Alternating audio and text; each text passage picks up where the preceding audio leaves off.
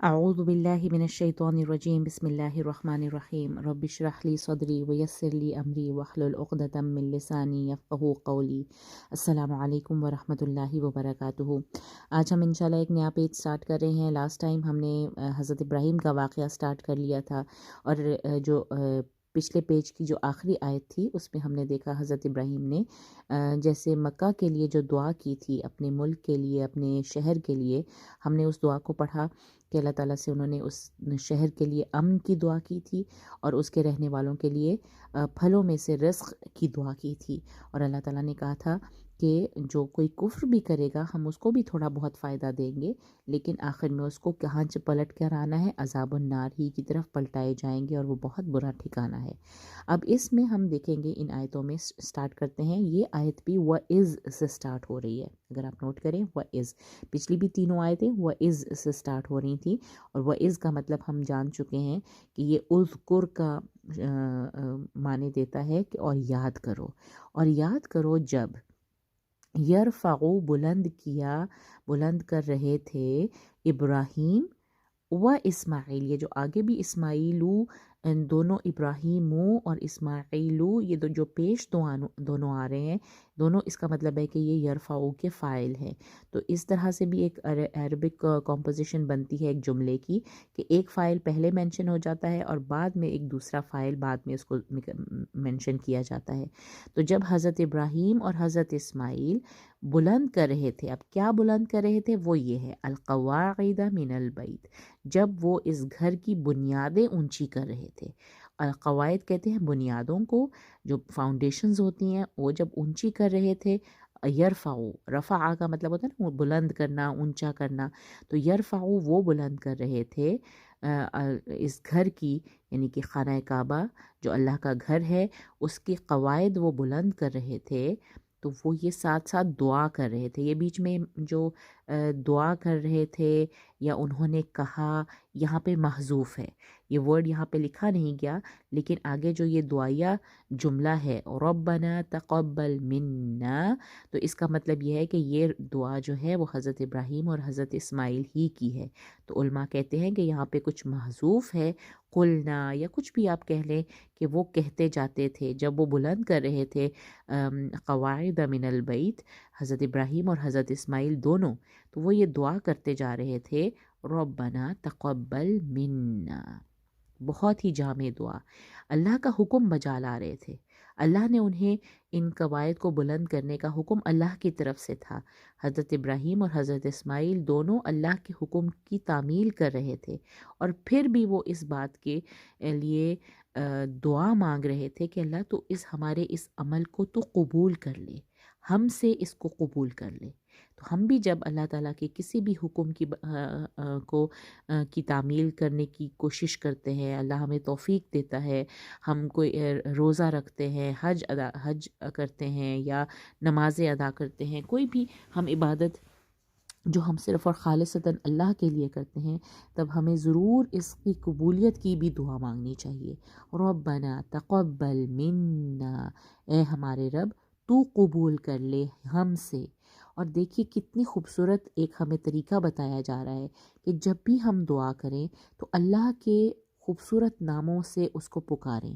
انکا، بے شک تو، انتا، تو ہی ہے، السمیع العلیم۔ جب قبولیت کی بات آتی ہے تو آپ اکثر جگہوں پہ نوٹ کریں گے قرآن میں جب بھی قبولیت کی بات ہوئی تو یہی دو نام آئے، السمیع العلیم۔ تو خوب خوب سننے والا ہے، کیا سنتا ہے اللہ؟ جو ہم دعا کر رہے ہوتے ہیں اللہ اس کو سننے والا ہے۔ العلیم، جو کچھ ہمارے دلوں میں ہے اللہ اس سے خوب واقف ہے۔ تو ان کی اخلاص کو اور ان کی زبان سے ادا ہونے والی دعا، ان دونوں کے لیے ان حضرت ابراہیم اور حضرت اسماعیل نے اللہ کے ان دو ناموں کا انتخاب کیا۔ بے شک آپ ہی ہیں السمیع العلیم، آپ ہی ہیں بہت خوب سننے والے اور بہت خوب جاننے والے۔ آگے دیکھیے دوسری جو دعا انہوں نے مانگی، دوسری جو دعا ہے اس میں 4 باتیں ایک ساتھ مانگ لی انہوں نے۔ ربنا، انہوں نے اللہ کو پکارا، اے ہمارے رب، وجعلنا، اور ہمیں بنا دے، ہمیں بنا دے، مسلمینی، یہ بہت مسلمینہ نہیں کہنا، یہ مسلمینی، یہ اس کا مطلب ہے دو مسلمان۔ مسلمین کہتے ہیں دو فرما بردار۔ حضرت ابراہیم اور حضرت اسماعیل دونوں دعا مانگ رہے ہیں نا، تو انہوں نے جو یہاں پہ ورڈ یوز ہوا ہے وہ مثنیٰ کا ورڈ ہے، یعنی کہ دو مسلمان۔ تو ہمیں فرما بردار بنا لے لکا اپنا، انہوں نے یہ دعا اپنے لیے مانگی۔ ان دونوں نے، حضرت ابراہیم اور حضرت اسماعیل نے، یہ والا جو پارٹ ہے دعا کا یہ ان دونوں کے لیے ہے کہ ہم دونوں کو اپنا فرما بردار بنا لے، لکا اپنے لیے، کہا ہے نا تمہارا، اللہ تعالیٰ کی طرف جا رہا ہے کہ آپ ہمیں بنا لیجئے اپنے لیے فرما بردار، ہم دونوں کو اپنا فرما بردار بنا لیجئے۔ وَمِن ذُرِّيَّتِنَا، فوراً ہی اپنی ذریت، اپنی آنے والی جنریشنز، اپنی اولاد کے لیے انہوں نے دعا مانگ لی۔ وَمِن ذُرِّيَّتِنَا، اور ہماری اولادوں میں سے کیا تو بنا دے، جالنا کا یہاں پہ بھی اسی سے لنک ہے کہ ان کو کیا بنا دے، امتم مسلمۃ لک، ہمیں تو اپنا فرما بردار بنا لے اور ہماری ذریت کو امت مسلمہ بنانا۔ امت مسلمہ، ایک ایسی امت، ایک ایسی قوم جو خود مسلم نام سے ہی ظاہر ہے کہ اس کو سرنڈر کرنے والا بنانا، ان کو اپنا مطیع و تابع دار اور فرما بردار بنانا، امت مسلمہ بنانا۔ جب ہم اپنے آپ کو امت مسلمہ کہتے ہیں، دیٹ مینس کہ ہم اللہ کے سپرد کر چکے ہیں، ہم نے، ہماری اپنی کوئی سے نہیں ہے، ہم نے جو کچھ کرنا ہے ہم نے اللہ ہی کی تابع داری کرنی ہے، اللہ ہی کی فرما برداری کرنی ہے۔ امت مسلمہ بنانا، یہ حضرت ابراہیم اور حضرت اسماعیل کی دعا تھی کہ ہماری ذریت کو امت مسلمہ بنانا، کس کے لیے؟ اپنے لیے، لکا، اپنے ہم دوبارہ آیا ہے لکا، مسلمۃ لک، چونکہ اب تنوین کے بعد لک آ رہا ہے تو لام جو ہے اس کے اوپر شدہ آ گیا ہے، کیونکہ تنوین یہاں پہ پھر ادغام ہوگا بغیر غنہ کے، مسلمۃ لک۔ وَأَرِنَا، تیسری چیز جو انہوں نے مانگی، اور ہمیں تو دکھا دے، ہمیں تو سکھا دے، مناسکنا، ہمارے مناسک، مناسک کہتے ہیں طریقے کو، ریچولز کو، عبادت کے جو طریقے رائج ہیں ان کو مناسک کہا جاتا ہے۔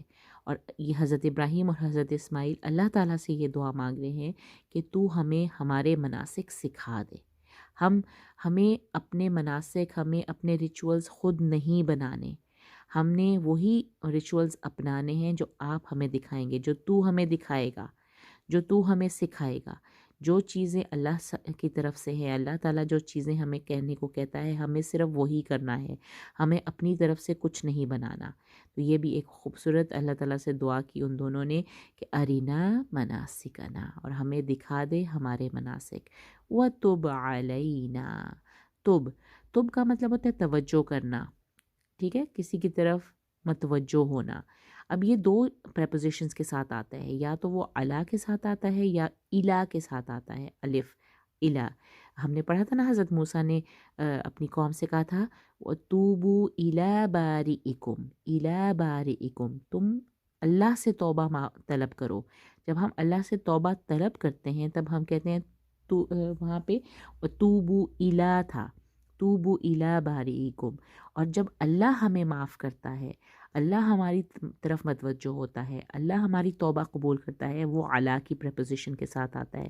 تو یہاں پہ بھی وہ دعا کر رہے ہیں کہ ہمیں معاف کر دے، ہم پر متوجہ، ہماری طرف توجہ کر دے، تب علینا، اور ہماری طرف متوجہ ہو جا۔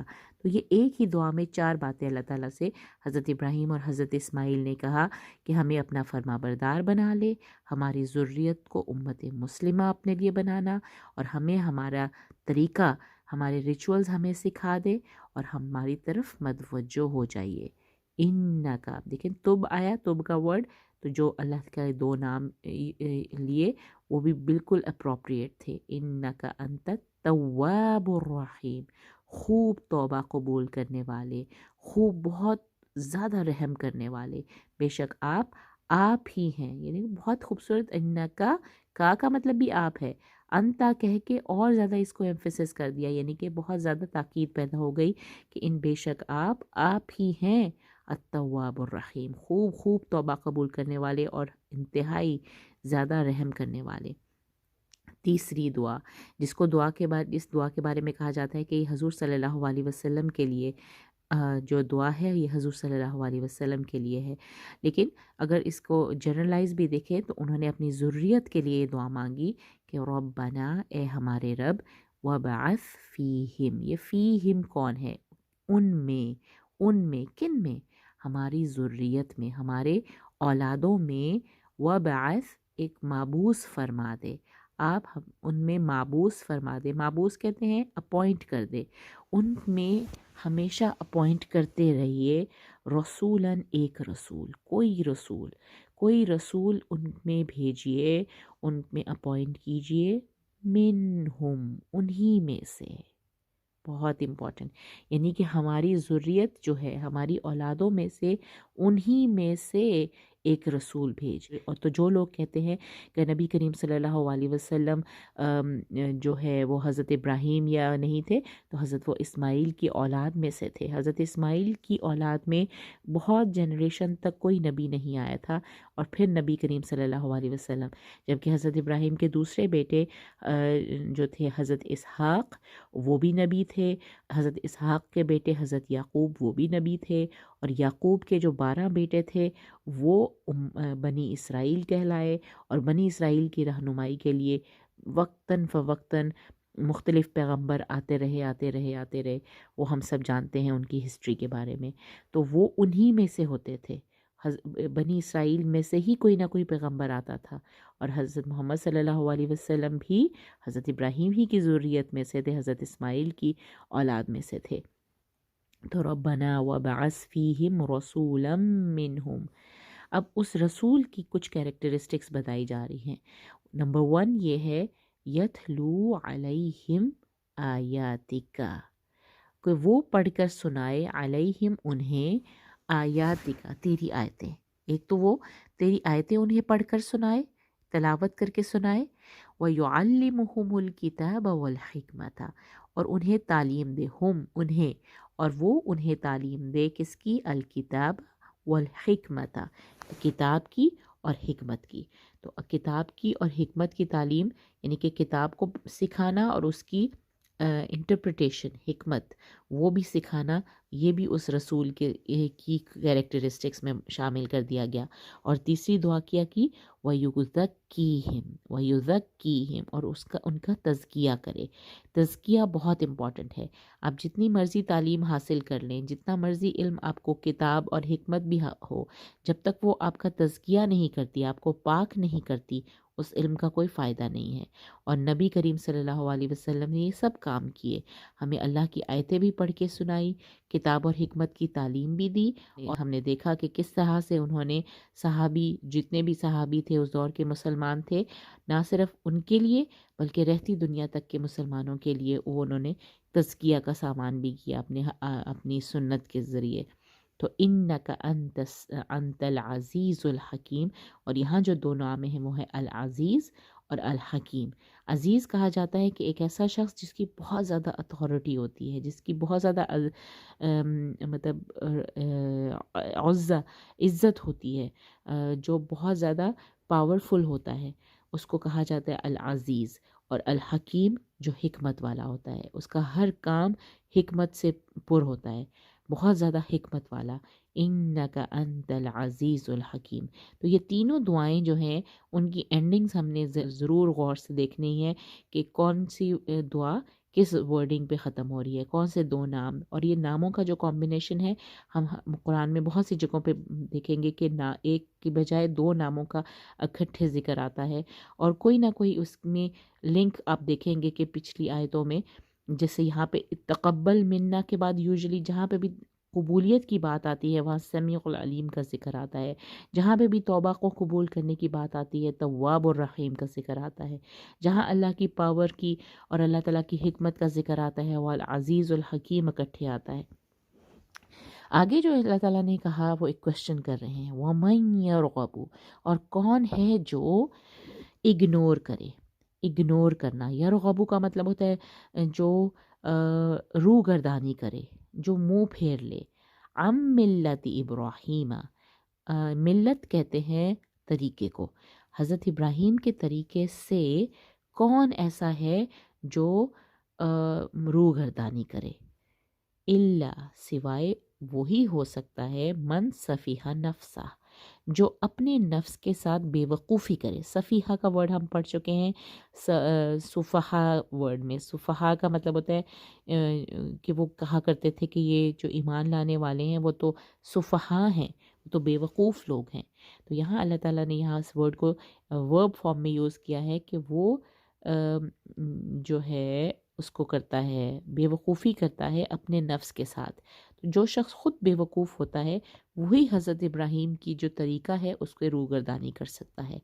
और हज़रत इब्राहीम की अल्लाह ताला ने यहाँ पे गवाही दे दी, उनकी एक स्टेटस बता दिया। वलक़द इस्तफ़ैनाहु फ़िद्दुनिया। वलक़द, लक़द का मतलब तहक़ीक़ ऐसा हो चुका है। जब भी कोई चीज़ हो चुकी होती है ना, क़द का वर्ड तब आता है। और ज़रूर लाम यहाँ पे ताकीद के लिए है। और तो क़द, दाल यहाँ पे साकिन था, लेकिन चूंकि आगे भी साकिन का वर्ड आ रहा है, हमज़ातुल वस्ल है जिसको हम लिखते हैं लेकिन पढ़ते नहीं हैं। और तो दो साकिन को जब इकट्ठे आ जाते हैं तो पहले साकिन को ज़ेर दे के जोड़ा जाता है इल्तिक़ाए साकिनीन के रूल के मुताबिक।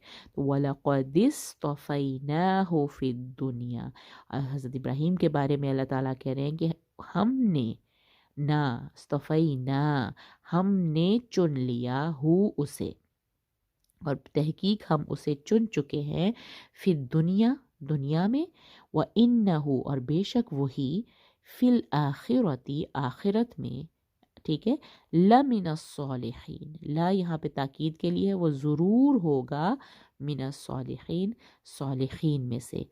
जो होते ना सालेह लोग, उनमें हज़रत इब्राहीम शामिल होंगे क़यामत के दिन में। तो ये बहुत बड़ा एक स्टेटस है जो हज़रत इब्राहीम का यहाँ बयान किया जा रहा है। अल्लाह ताला ने ख़ुद गवाही दी है कि अल्लाह ताला ने दुनिया में भी उन्हें चुन लिया और आखिरत में भी वो सालिहीन के साथ होंगे।